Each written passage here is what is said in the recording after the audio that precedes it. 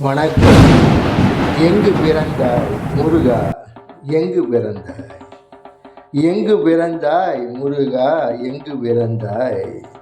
என்று பிறந்தாய் முருகா, என்று பிறந்தாய்?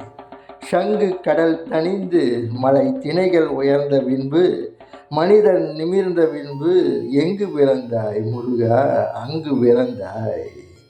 வங்கக் கடல் அசைந்து குறிஞ்சி திணை பிசைந்து காடு மலை அலைந்து வென்று பிறந்தாய் முருகா, குன்றில் பிறந்தாய். கண்டம் உடைந்த பிடி குமரி எழுந்தபடி குன்றில் பிறந்தாய் முருகா, குன்றில் பிறந்தாய். வடக்கு இழுக்குதுன்னை வடக்கு தொடுக்கும் பொருணை, வடக்கு இழுக்குதுன்னை வடக்கு தொடுக்கும் பொருணை, புராண புழுதியில் உன்னை போட்டவன் ஆரிய வெண்ணை. இங்கு சுரக்கும் சுனைகளுண்டு, மலைக்கும் மலைகளுண்டு, அதிரும் கரிகளுண்டு, ஆடும் மயில்களுண்டு. எடுப்பார் கைப்பிள்ளை போல நீ எங்கு பிறந்தாய் முருகா, என்று பிறந்தாய்.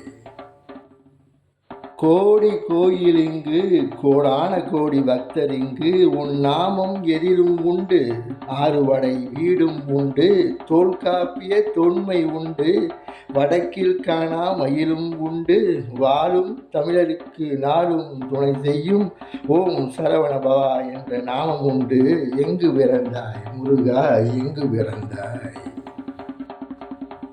நீ வடக்கில் பிறந்திருந்தால் இமயமலையும் எங்கள் மலை, நீ வடக்கில் பிறந்திருந்தால் இமயமலையும் எங்கள் மலை.